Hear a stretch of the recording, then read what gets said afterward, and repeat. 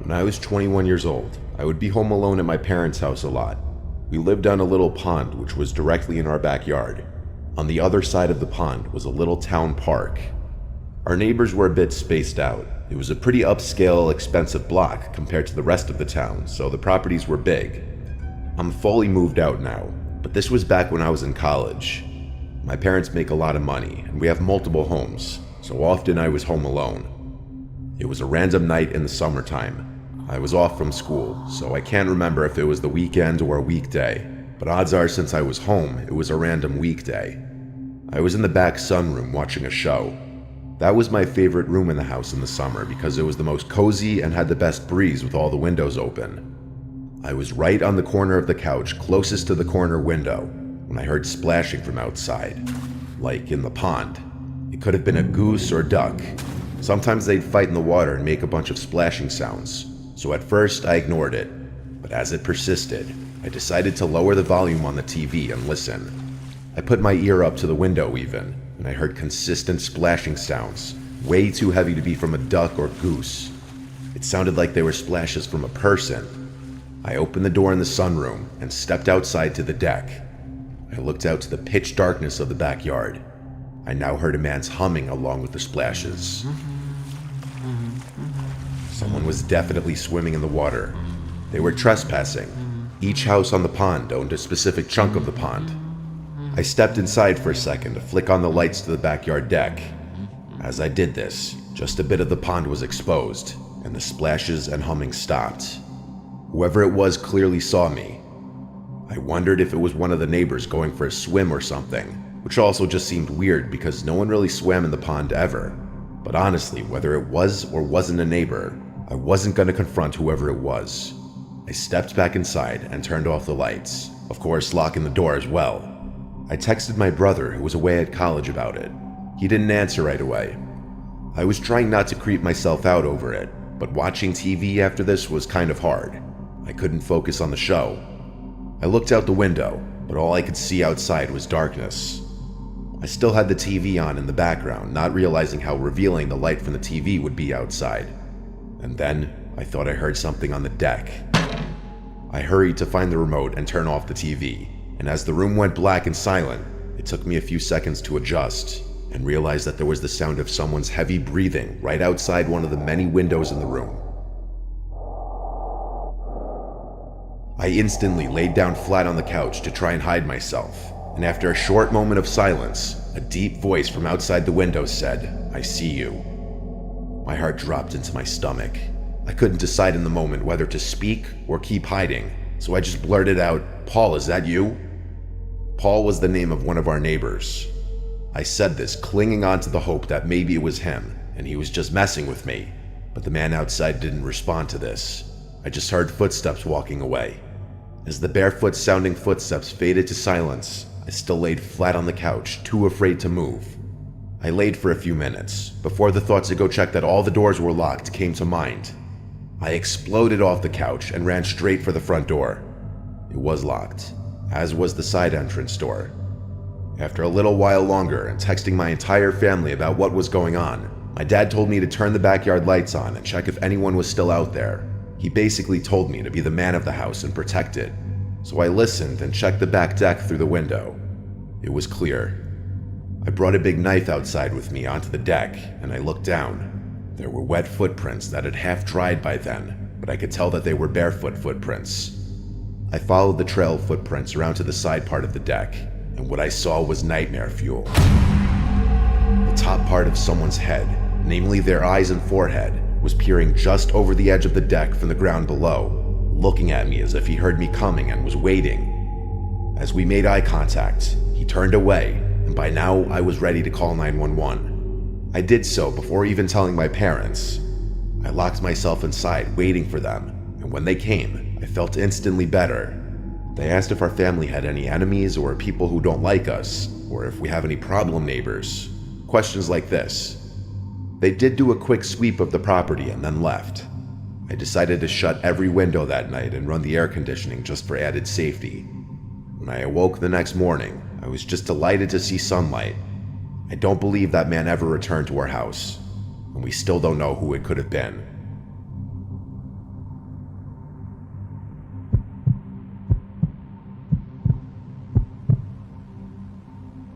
I have a dog who I take for a walk 3 times a day. First in the morning, then in the afternoon, and finally at night. I take him on the same route every time, which is through our driveway exit, which leads to a cul-de-sac parking lot for the condominium complex we live in. This will make sense soon as to why I'm telling you this. On the night walk, I always go somewhat late. I'm not sure why, but it's been a habit ever since I've had him, and it's never been a problem for us. Until one night, I begin our final walk of the day and go our usual route. I have a flashlight with me as there are no lights at the parking lot, and I'm listening to music with only one AirPod as I feel it would be for the best just in case I heard something unusual. And I did. As I'm approaching the parking lot, I was hearing something. A voice of some kind that was up ahead of me, but I was completely zoned out in my own world of music as it was happening. But then my mind finally caught up and I stopped. I took the AirPod out and stood still to listen, just to see if I was only hearing things. And then it happened again, a voice that spoke ahead of me, but I couldn't see anyone. So I did the stupid thing and continued to carefully walk forward because I thought it was all in my head. But something didn't feel right about it. I stopped again after a few feet right next to where all of the cars were parked, and I had my flashlight pointed everywhere in front of me. I stayed listening, and the creepiest thing that has ever happened to me yet was hearing a muffled voice of what sounded like a kid say the word help. My heart dropped so fast I couldn't move my legs. I frantically pointed my flashlight everywhere to see where it was coming from. I was sure it was coming from the cars, but I was completely thrown off by this. But there wasn't a kid in sight, or anyone nearby. It was just me and my dog, who didn't seem to notice anything as he was just sniffing some bushes nearby. And then I heard it again. The word help was spoken 3 more times, and it was coming from my left side where the cars were parked. It made me panic even more. I didn't know what to think of it, and I knew I wasn't imagining this when I saw my dog's ears perked up, and he was looking in the same direction I was facing after it happened. And that's when it hit me about how incredibly eerie all of this was. After hearing it multiple times, I realized the kid's voice didn't sound entirely like a kid. I don't know how to explain it, but it was like the mix of an adult and a child at the same time. And each time they called for help, not only was the voice always muffled, but it was spoken in a more generic statement as opposed to a cry for actual help every time. And I mean that literally. There was absolutely no change in the tone, inflection, sound, or anything of sorts. My dog and I ran straight home afterwards, and I tried to explain to my mom what happened. She was puzzled herself about what it could have been, and I suggested we call the cops on the off chance that there was actually someone in need of help, but she didn't think it was necessary. So many questions were conjuring up in my head. Why was the voice muffled? Was there someone in the car that I couldn't see? Or was it something darker waiting for me to move closer? I don't like to think too much about it, but whatever it was, it still makes me feel extremely disturbed to this day. This picture is where I had stopped and taken my AirPods out to listen, and I heard it up ahead on the left. This is where I had gotten closer and heard it on my left side. I'm aware that there's a condo complex on the right side, which some may think the noise was coming from, but it was in this direction facing the cars where my dog and I heard it, and you could see from this point of view that there's nothing to really indicate a noise coming from somewhere else. Also, at the time this happened, the cars that were parked were trucks and SUV types, so they were a lot larger and covering more space, thus making it harder to see from where I was standing. I never figured this out.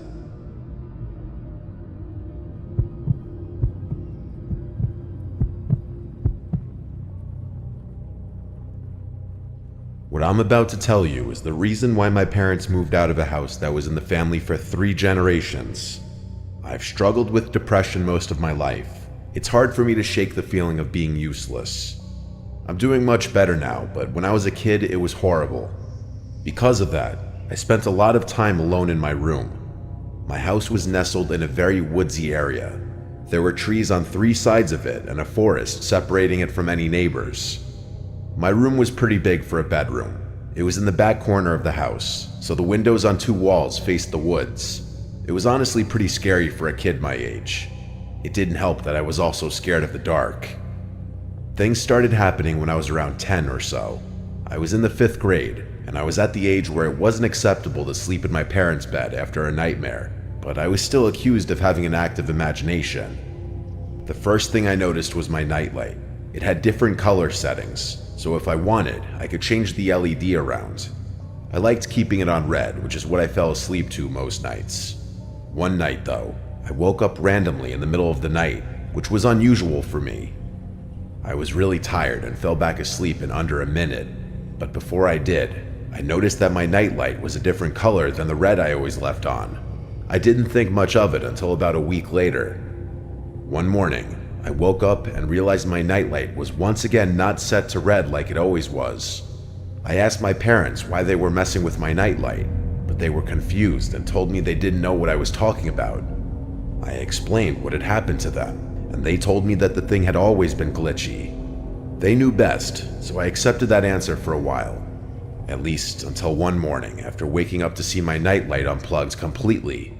It was just sitting there on the floor. Once again, my parents dismissed my concern and told me my brain should be focused on school. My dad said I was getting too old for a nightlight anyway. A few days later, my nightlight was missing completely. It had seemingly evaporated out of existence. Now I knew my parents were lying to me. They probably thought I should have outgrown the nightlight by then and took matters into their own hands. This incident caused a massive fight between them and I, since both of us accused the other of hiding it, and neither of us was budging. I couldn't believe my parents would blatantly lie to me about something like this, but there was nothing I could do. After that, things went back to normal for a week. That didn't last long though. 3 nights in a row, I woke up randomly in the middle of the night. Each time, I had no idea what was waking me up. After it happened a 4th time in a row, I told my parents. They told me that I was going through puberty and that changes to my body are natural. The next time it happened, I stayed awake instead of falling back asleep. A few minutes after I woke up, I heard faint rustling noises from my closet. My parents didn't believe me. My dad even checked my closet, and there was nothing in there besides old toys and posters. The next 4 days remained the most traumatizing nights I've ever experienced in my life. I'd been woken up only to hear rustling in my closet. It was torture. I couldn't take it anymore. I begged my parents to believe me, and my dad got angry. He dragged me to my closet to prove there was nothing in there. He started throwing toys around my room, clearing the closet bit by bit, yelling at me the whole time. That is, until he pulled one of the posters off the wall. My mother and father stared in horror at the massive hole in the wall the posters had concealed. My mom started screaming, and my dad pulled out a flashlight. The hole was way too deep to see where it led, so my dad ran outside and began inspecting the outside of the house. There was a tiny hole in the dirt at the base of the house, and a little digging revealed that it was more than a divot. There was literally a passageway from the woods to my room. My mom and I were out of the house that night to my aunt's house. We moved out shortly after this. I stayed at my aunt's house until we did. I don't like thinking about this experience, but I'm gonna have to face it eventually. My parents also refused to talk about this incident, and I think it's partly because they feel some blame for not taking me seriously. It's chilling to think that there was a stranger in my room every night for over a month. I have no idea what they wanted, and will probably never know. If your kids come to you with something that sounds abnormal, believe them.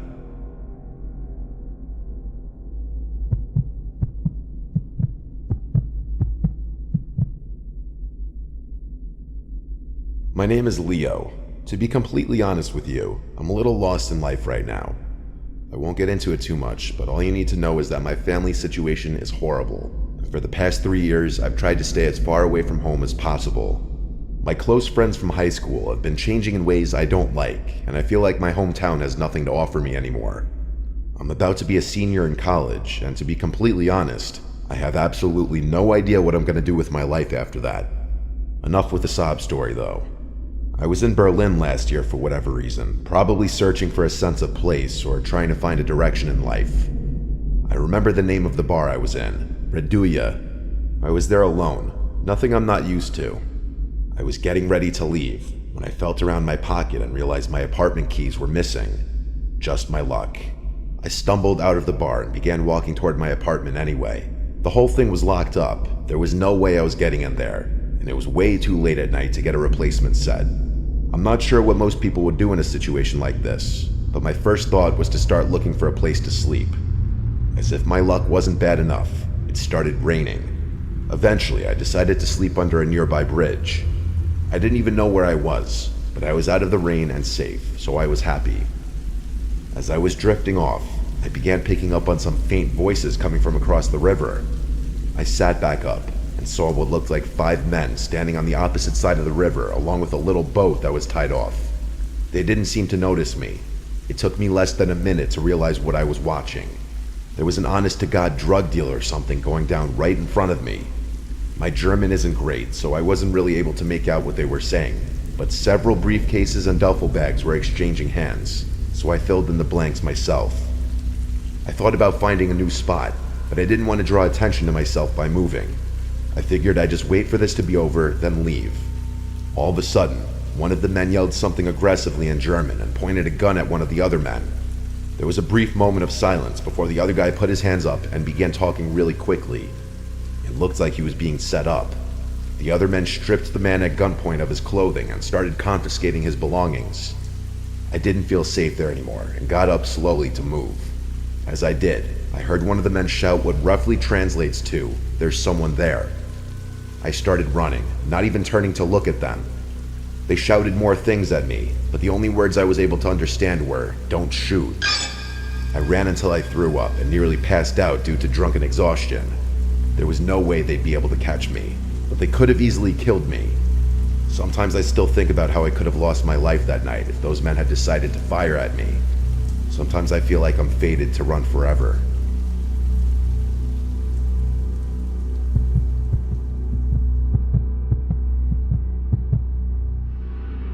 It was a normal Friday afternoon at my high school. I was walking down a hallway with my friend Emma as she talked about God knows what. I was just trying to get through the day because I honestly had a lot to deal with at home as well as at school, being that my foster parents weren't the nicest people, to say the least.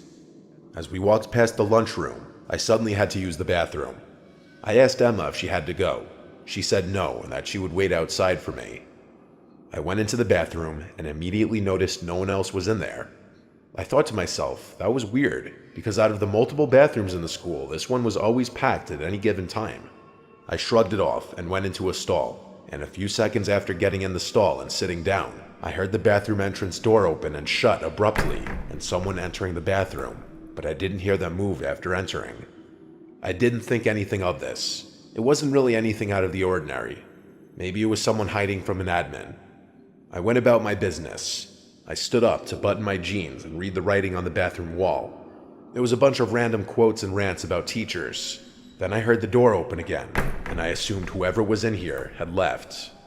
I came out of the stall, and as I left the bathroom, Emma was looking at me with a weird face, almost like a "what the hell did I just see" face. I asked her what was up, and she asked me, "Who was that standing right behind you in the bathroom stall?" I got chills.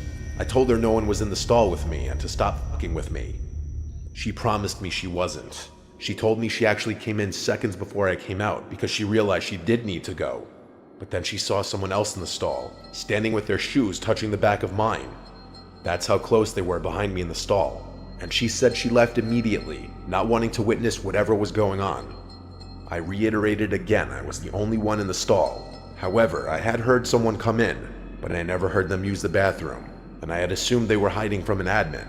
That's when she told me no one went near the door until she came in seconds before I came out. I didn't believe in the paranormal, but this made my stomach sink. I found an admin and told her about it, and she pretty much tried to assure me that it didn't happen, that Emma was probably just messing with me. But Emma was never one to take things seriously or be serious in general, so when she looked me in the eyes with a serious face and told me word for word what she saw, I felt like it actually happened, and something really was in there with me, along with the fact that I heard the bathroom door open and close twice. I'm 18 now, and I haven't forgotten it since.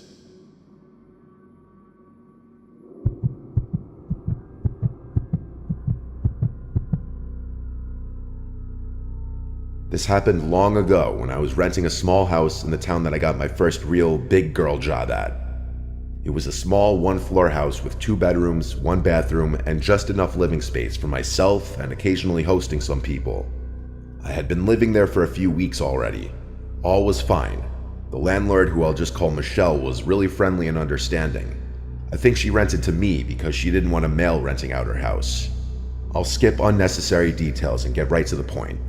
Something very weird started happening a few weeks into living there. One regular work night, I got a knock at the door. I went to the other side and said, "Who is it?" and no one responded. I didn't open it. No one should be knocking on my door late at night. It was early the next morning. I had finished getting ready for work and was about to leave. I opened my front door and saw a big post-it note taped to the storm door. It said, "Hello, beautiful." I right away remembered the knocks on the door from last night. It was no doubt the same person, but the big question was, who could it be? I crumpled it out of disgust and threw it in the trash, hoping and assuming it would be a one-and-done thing. It was that night that I got another knock at the door. This time a little earlier, while I was cooking dinner. I went over to the door, this time not saying anything, just listening. There was no peephole or glass to look through to the other side. I had no way of seeing who was there without opening the door, and that wasn't going to happen, as the storm door didn't lock. But this was the second night in a row, and now I was realizing this was some kind of stalker situation. I called my mom and dad to ask for advice, and really, they didn't even know what to say. My dad, who was a retired police officer, said that if I called the cops, they wouldn't really be of any help unless they were catching the person in the act. My dad advised me to not go outside late at night for a while, don't answer the door, and if it persists, that he'd come to town and spend a few days with me. So that was the advice I followed. The next morning, the first thing I did was check the storm door for another note, and part of me died inside when I saw another note stuck to the glass. This one said, "I like to watch you." I took a picture of it with my phone and sent it to not only my family, but Michelle as well. I asked Michelle if she had any kinds of issues with certain men or any stalkers. She acted appalled and shocked when I sent her a picture of the note and told her about the knocks. She assured me that she didn't have any stalkers and that she was in a long-term relationship. Still, I wasn't entirely convinced. I left a note on the door after work that day, saying, "If you're looking for Michelle, she does not live here. She only rents this house out. If you continue to come here, I will be reporting this to the police." Doing this gave me a level of comfort, actually. I thought this would end things. That night, every waking minute was spent with anxiety, worrying about hearing knocks at the door again.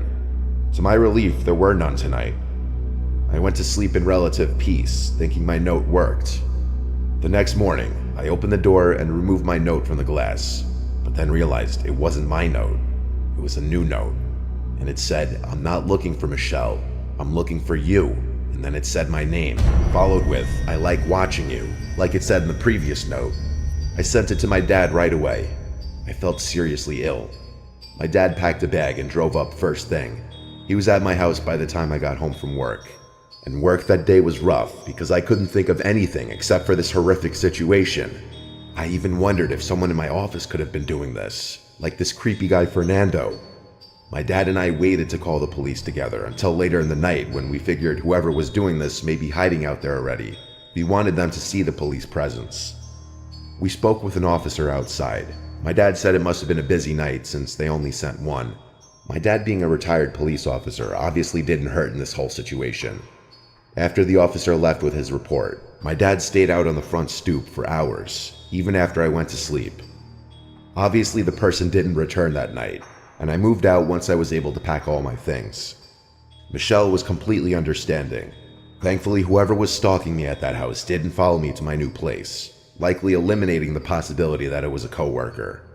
So I will likely never know who it was.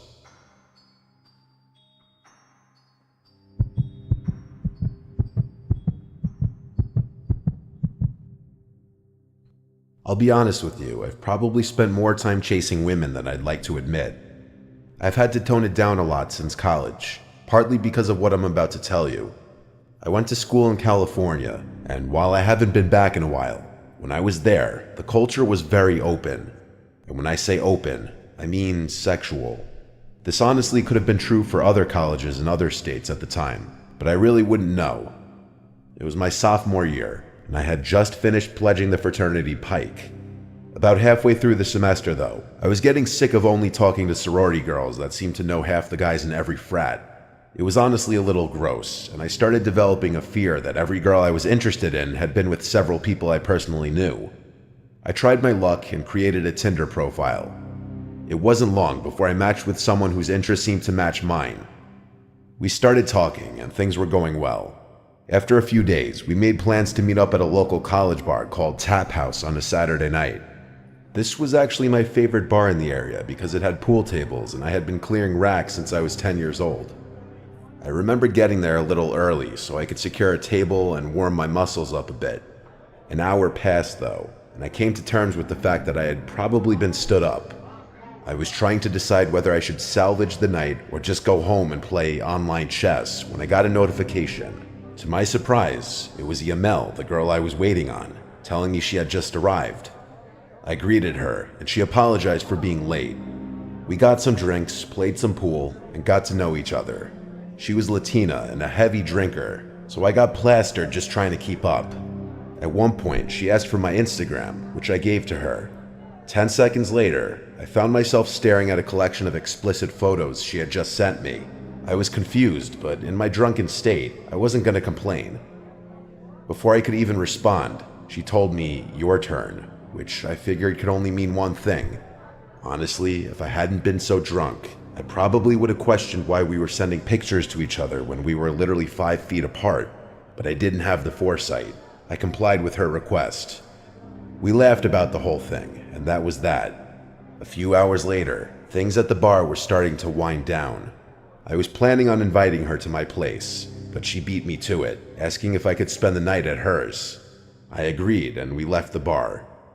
I couldn't even walk in a straight line. It was honestly embarrassing. We Ubered to her apartment, which was actually in Oakland, something I hadn't realized before. Honestly, red flags should have been going off in my brain the moment we crossed into Oakland. She unlocked the door of her apartment and stepped aside so I could go first. I took a few steps inside and heard the door shut behind me. It was pitch black in there. As I was turning around to ask her to flip some lights on, the room lit up. To my horror, I wasn't facing a harmless 5'2" girl anymore. Instead, 2 massive bald dudes with tank tops were standing in front of the door with their hands clasped. I turned around, and there was another white bald dude in front of me. I wish I could tell you more about the room I was in, but it was honestly difficult for me to recall small details of that night. I couldn't fight or flee, so I just froze. The guy in front of me began telling me my own name, birthday, and age. He then went on to say that the girl I had just gone out with was 17, meaning I had received and sent explicit pictures to a minor. He then suggested that I do what I was told, which I did. The 2 guys behind me confiscated my phone, wallet, and keys, all of which I gave up without a fight. I asked the guy in front of me what he wanted, and he basically told me that he was a major distributor of illicit substances in Northern California.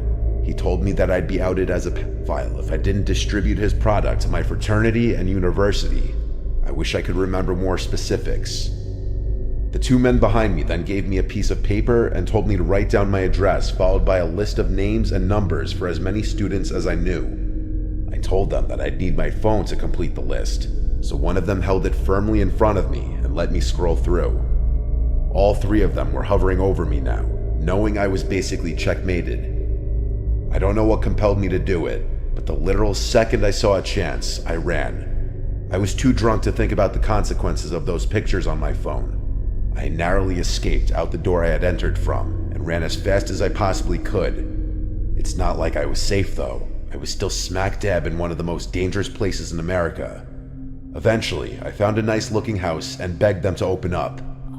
I pleaded with them to let me use their phone and call 911, and then I told the police everything. But of course, I didn't remember the address of that girl's apartment. An officer picked me up and took down a report before asking me if I would be okay leading them back to that apartment. I was actually able to retrace the way I had run, and I waited in one of the squad cars as the police barged in. After a few minutes, an officer told me that the place was completely deserted and there were not any signs that people had even been there. In the following weeks, the police actually took my report seriously and launched a full-scale investigation. They concluded that it was probably gang-related, but were never able to arrest anyone. That was years ago. I bet this incident has been swept under the rug of Oakland's rampant crime and drug-related activity. In all honesty, what happened to me all those years ago is probably nowhere near the top of the list when it comes to that godforsaken place. I haven't used a dating app since.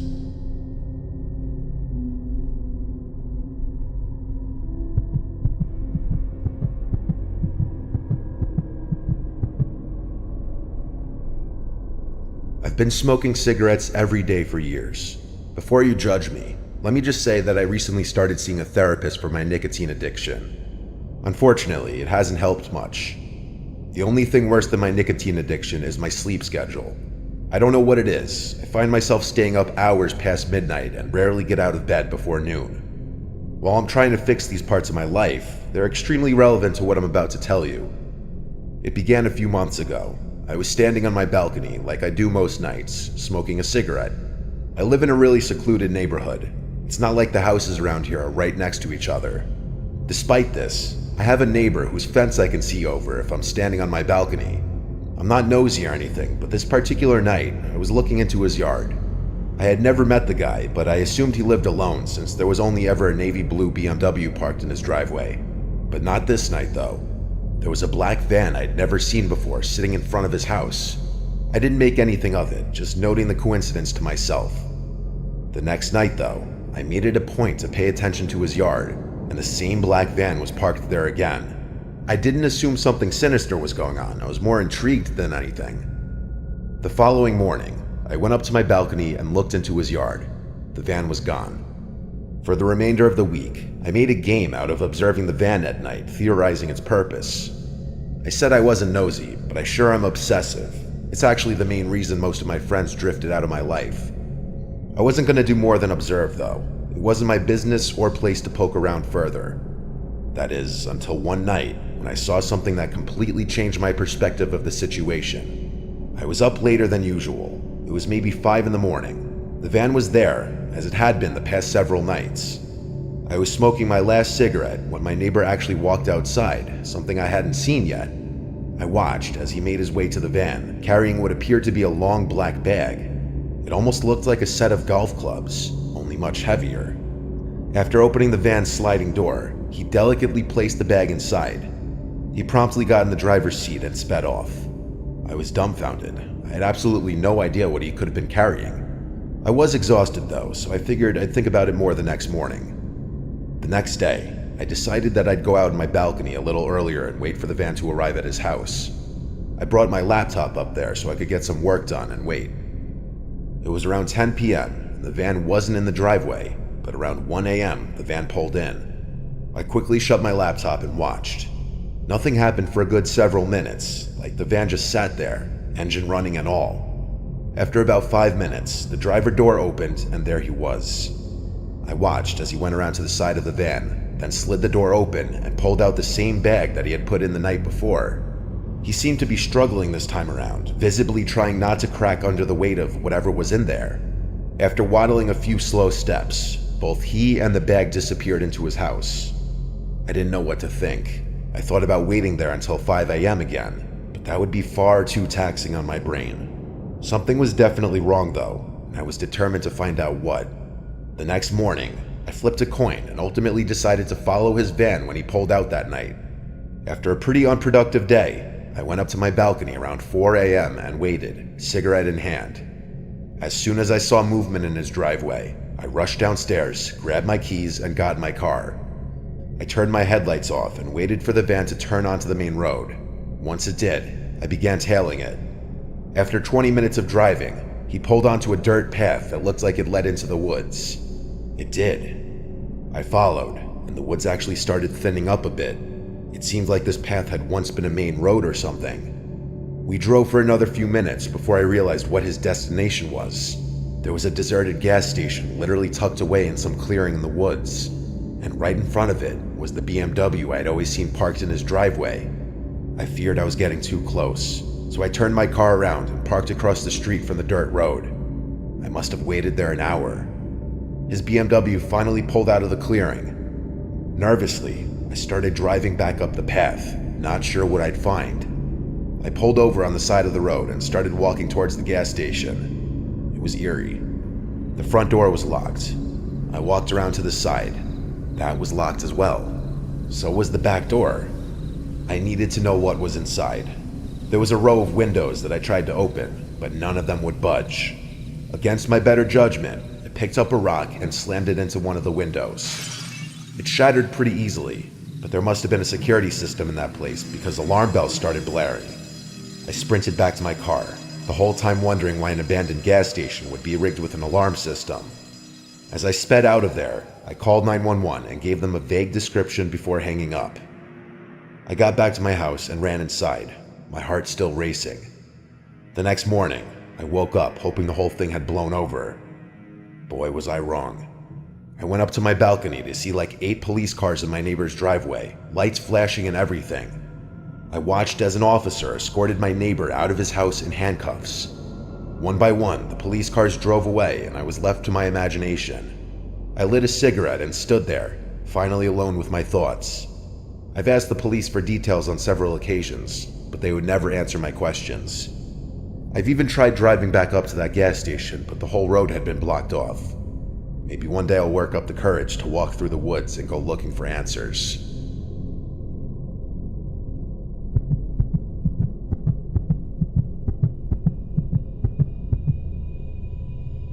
I'm not somebody who grew up with any kind of sleep disorders, such as sleep paralysis or night terrors.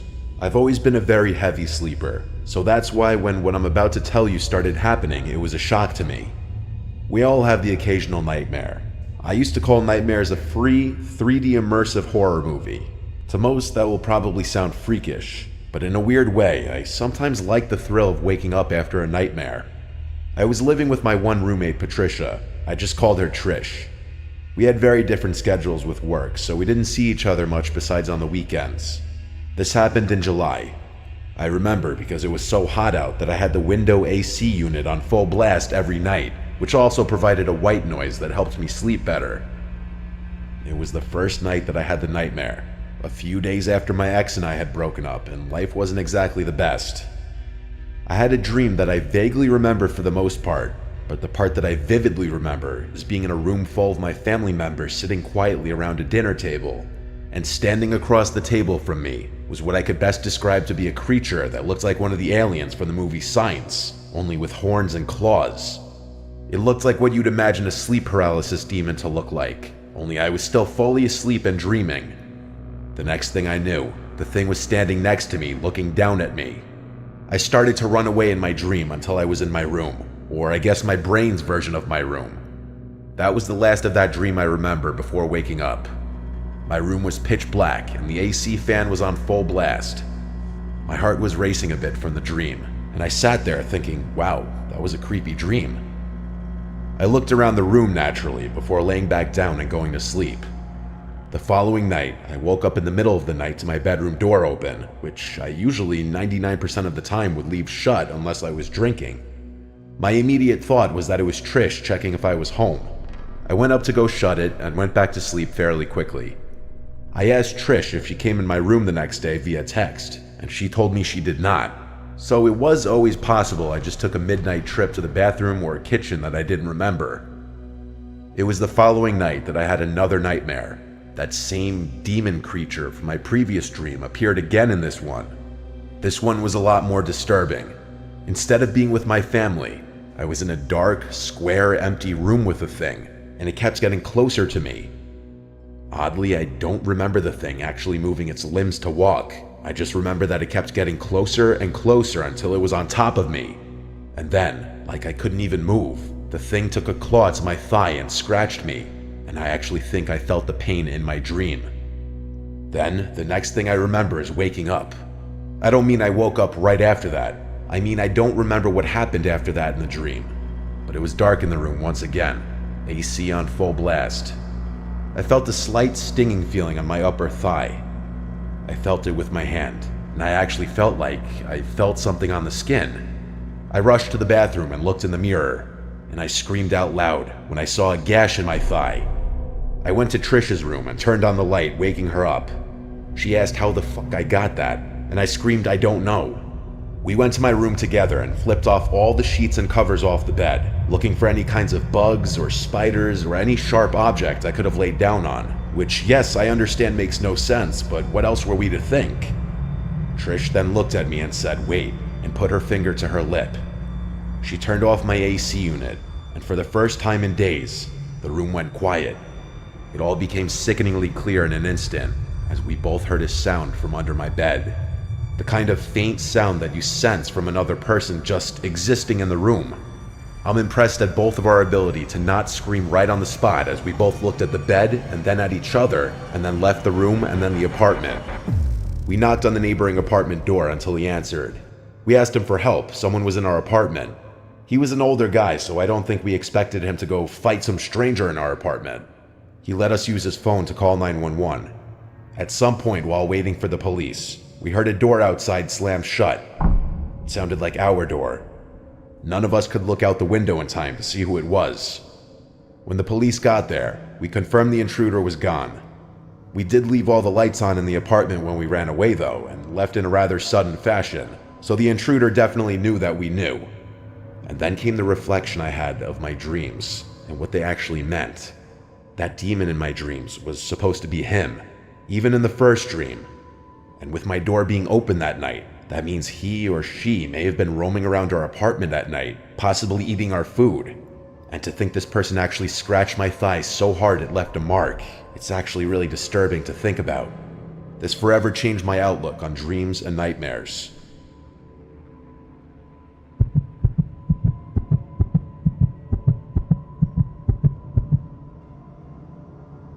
This happened when I was a little kid living in our old house in Suffolk County, Long Island. I'm gonna say I was about 6 or 7 years old.